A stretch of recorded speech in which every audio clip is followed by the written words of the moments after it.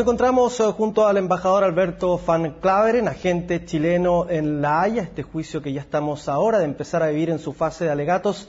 Muchas gracias por habernos recibido y por conversar con nosotros en estos momentos tan importantes para el futuro de parte del país. Muchas gracias, Patricio, con mucho gusto. Embajador, hemos visto someramente de qué se trata esta demanda, si bien los argumentos todavía son secretos hasta el momento de los alegatos, ya a través de las distintas vocerías sabemos más o menos precisamente lo que se está solicitando y cuáles son las posiciones de uno y otro país. Respecto de Chile, se ha sostenido con fuerza de que hay argumentos jurídicos y fundamentalmente de que hay tratados que hasta cierto punto dan confianza a la posición chilena. De Perú se dice que eso no son tratados, sino que son acuerdos. ¿Qué tan fuerte es la posición chilena en ese punto? Nosotros creemos que es una posición muy fuerte. Durante muchos años estos tratados fueron cumplidos, fueron observados, fueron respetados por Chile, pero también por Perú. Y creemos que la voluntad de los países se expresó de manera muy clara, tanto en el año 52 como en el año 54, que por lo demás una voluntad que se expresó de acuerdo a un antecedente previo que fueron unas declaraciones, unas proclamaciones que hizo cada país por separado, identificando su zona, su respectiva zona marítima de 200 millas. Y creemos que esos argumentos son muy centrales. Este es un caso que en el fondo consiste en afirmar la existencia o inexistencia del límite marítimo. Y esa existencia o inexistencia se basa en los tratados que ambos países están invocando. Y eso es el tema fundamental.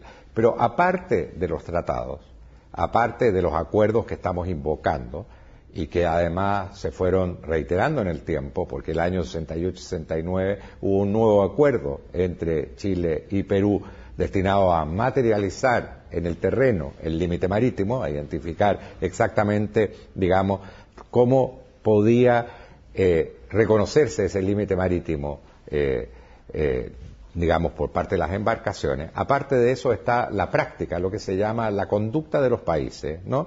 Lo que hizo Chile, lo que hizo Perú, lo que hicieron sus pescadores, lo que hicieron las armadas de los respectivos países para justamente implementar este límite, para obtener que la otra parte reconozca el límite. Entonces, el argumento de Chile se basa en los tratados, pero además de eso en un comportamiento, una conducta, digamos, en actos de los respectivos países que son, digamos, coincidentes con esos tratados. El límite marítimo es el gran tema, por decirlo de alguna manera. Sin embargo, se ha planteado no oficialmente por ninguno de los gobiernos. Por eso le pregunto a usted, que también habría aquí un pequeño conflicto territorial respecto de dónde se traza esta línea, porque ciertamente el límite marítimo, me imagino, parte en la frontera terrestre.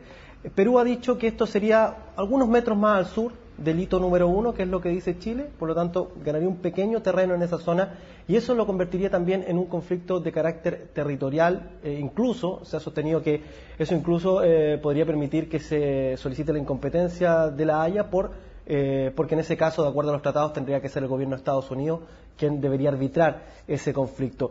Se lo pregunto derechamente, ¿hay aquí algún conflicto de carácter territorial o es todo netamente marítimo? Hay, digamos, una diferencia, obviamente, entre Chile y Perú respecto al punto de partida del límite marítimo. Perú sostiene que este límite marítimo arrancaría de un punto que ellos identificaron unilateralmente, es decir, que ellos midieron solos, no lo midieron conjuntamente con Chile, en el año 2005, en su ley de líneas de base, y eso es lo que se conoce como el punto 266.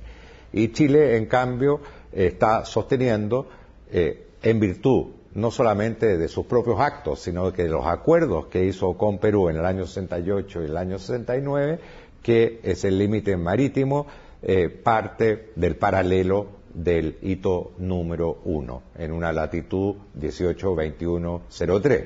El punto 266 está en una latitud aproximada de 182108, así que habría ahí una pequeña diferencia entre ambos países. Y por lo tanto la Corte estaría, aunque digamos no sea el asunto central de lo que tenga que resolver, pero la Corte podría referirse a ese punto puntualmente, podría decir, este territorio efectivamente es peruano, hablando de este triángulo pequeño que estaría en esa zona. A ver, nosotros consideramos que obviamente desde el punto que la propia Corte está llamada a decidir si hay o no una delimitación marítima entre Chile y Perú, la Corte obviamente tiene que determinar, digamos, de dónde nace este límite marítimo, ¿no? Eso es una cuestión. El límite terrestre es una cuestión enteramente distinta. El límite terrestre tiene que ver con el Tratado de 1929 y respecto de ese Tratado de 1929, tanto Chile como Perú sostienen que es un tratado perfecto, que es un tratado que no está en discusión. Hemos seguido tanto en Chile como en Perú atentos a lo que ha pasado recientemente con el caso que enfrentaba Nicaragua con Colombia. Entiendo que también los mismos abogados que estaban presentes ahí van a formar parte de la defensa de los dos países. El ex canciller Rodríguez Cuadros señalaba que ese caso sentaba algún tipo de jurisprudencia a favor de la posición peruana. ¿Qué opina usted respecto de la posibilidad efectiva de que se haya generado jurisprudencia en ese sentido? Yo dije, antes de conocer el fallo, lo dije públicamente que no había que mezclar peras con manzana. Lo dije, reitero, antes de conocer el resultado del fallo. Yo creo que son casos de naturaleza enteramente distinta. Cada caso tiene sus propios componentes, su propia historia y realmente yo creo que es muy difícil desprender conclusiones de ese caso para otro caso.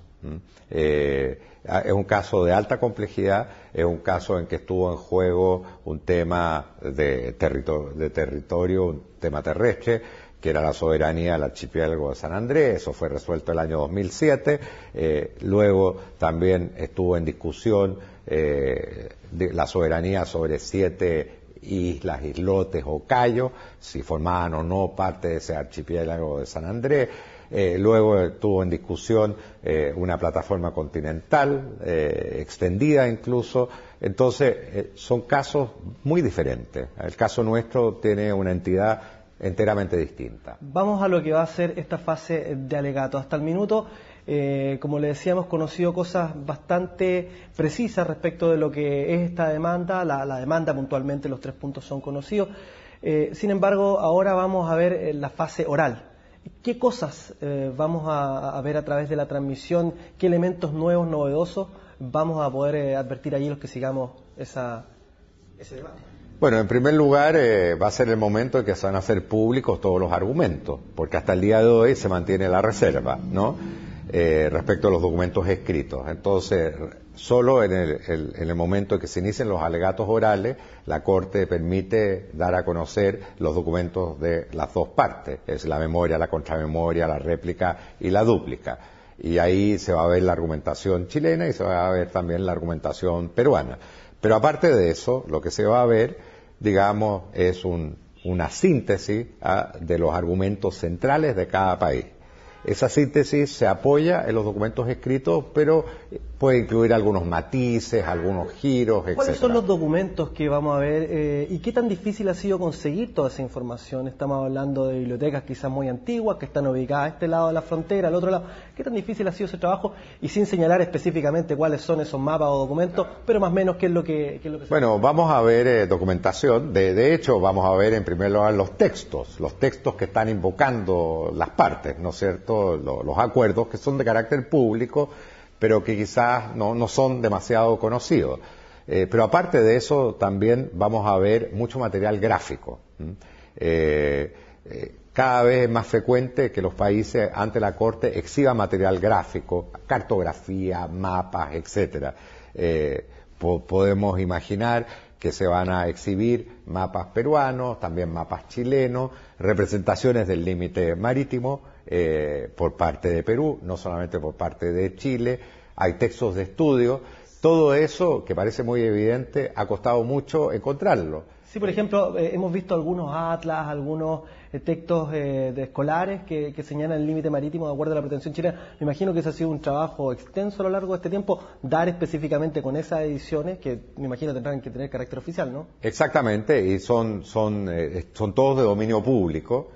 pero a veces cuesta encontrarlo. Un texto de estudio de los años 60 o los años 70 cuesta encontrarlo, y a veces hay que ir a librerías de viejo, y ese material no solamente se encuentra en Chile, también se encuentra en Perú. Hemos ido a archivos de otros países para ver cómo otros países miraban el límite marítimo entre Chile y Perú, y también con Ecuador. Respecto a Ecuador, eso es importante también, ¿no? Al ser Ecuador parte de estos tratados que están siendo invocados por Chile. En Ecuador, digamos a nivel de ese mismo nivel, digamos de atlas, de textos, de mapas, ¿se sostiene lo mismo en términos de la frontera? Ecuador y Chile han tenido una posición muy coincidente en la interpretación de los tratados del 52 y del 54. Eso está muy documentado. Han habido incluso expresiones recientes de esa interpretación coincidente. Tenemos una mirada común y compartida sobre el valor, naturaleza y alcance de los acuerdos del 52 y del 54. Y eso es muy importante porque estos acuerdos no solamente obligan a Chile y Perú, también obligan a Ecuador. Además de los documentos y de lo que estábamos conversando recién, evidentemente lo más importante va a ser la exposición que haga usted como agente y los abogados que ha contratado Chile. ¿Quiénes son esos abogados? Tenemos entendido que también que la forma en que se va a proceder a esa audiencia va a ser bastante llamativa para nosotros los chilenos, que no estamos acostumbrados a ver las togas, los trajes. Exactamente. Normalmente, digamos, el equipo de abogados es bastante diverso, tiene distintas nacionalidades, y además, según la práctica de la Corte, cada abogado utiliza la vestimenta que utiliza para alegar ante el Tribunal Superior en su propio país. Y entonces eso significa que los abogados británicos utilizan peluca, que los abogados franceses utilizan una toga, que abogados de países como los nuestros simplemente utilizan un traje oscuro y normalmente camisa blanca, etcétera, ¿no? Y vamos a ver alegatos en inglés y en francés, porque los dos idiomas oficiales de la Corte son inglés y francés. Lamentablemente el castellano no es un idioma oficial de la Corte. Nosotros, junto con Perú, en un acto sin precedentes, hemos pedido a la Corte, digamos, también proveer, digamos, un servicio de traducción al castellano. Ambos presidentes han señalado que el fallo se va a acatar, señale lo que señale. Esto jurídicamente no hay forma, digamos, de presentar algún recurso, alguna reposición, apelación. ¿Eso es absolutamente imposible? El tribunal es de única instancia y no existe una entidad de apelación respecto del tribunal. Se lo pregunto porque ahora con el fallo que se acaba de conocer de Nicaragua con Colombia, Colombia señaló que iba a agotar todos los instrumentos legales disponibles. Por eso le pregunto, ¿no hay otro instrumento legal más allá? Hay dos recursos que tienen una naturaleza muy especial. Hay un recurso de revisión, pero que tiene que reunir una serie de requisitos para poder ser utilizado, y no tiene el carácter de una apelación. El recurso de revisión se aplica cuando hay un hecho enteramente nuevo que no estuvo en conocimiento de la Corte y que pudiera haber conducido a la Corte a un fallo distinto. Pero eso es un recurso de carácter absolutamente excepcional y que, digamos, no ha prosperado en la tradición de la Corte. Y hay otro recurso que es un recurso de interpretación, que es un recurso que se puede utilizar cuando dos países no interpretan de la misma manera un fallo de la Corte. Pero no es un recurso respecto del fallo mismo, sino que se presenta porque hay una divergencia en la interpretación que hacen las dos partes del fallo de la Corte. ¿Y la ejecución, cómo se garantiza que efectivamente se ejecute? ¿Es necesario que, por ejemplo, en este caso, tenga que tener algún tipo de acción el Senado, algún otro ente del Estado aparte? La ejecución del fallo depende de los procedimientos internos de cada país, ¿no? Pero cada país asume el compromiso de llevar a cabo sus procedimientos, que pueden ser muy diversos en un caso y en el otro, ¿no? Por último, le quería preguntar algo que no tiene que ver directamente con el fallo, pero sí con lo que ha sido esta etapa en su carrera diplomática, quizás el juicio más trascendente, no sé si el de la historia de Chile, pero por lo menos de las últimas décadas. Ha pasado por dos periodos, digamos, de gobierno distintos, ha estado al mando de este equipo. ¿Qué significaba para usted personalmente llegar a este punto y digamos, a puertas ya de empezar estos alegatos? Eso ha sido obviamente una experiencia única, una gran responsabilidad, y la he tomado obviamente con toda la seriedad que se requiere. Afortunadamente hemos podido configurar un excelente equipo de trabajo. Hay dos coagentes muy competentes ambos. Está María Teresa Infante, una gran jurista con gran experiencia en materia de límite, y está en La Haya nuestro embajador Juan Martavit, un diplomático de muy destacada trayectoria. Y aparte de eso tenemos un equipo técnico de mucha calidad, de mucho valor. Y he encontrado también la comprensión de distintos ministros de Relaciones Exteriores.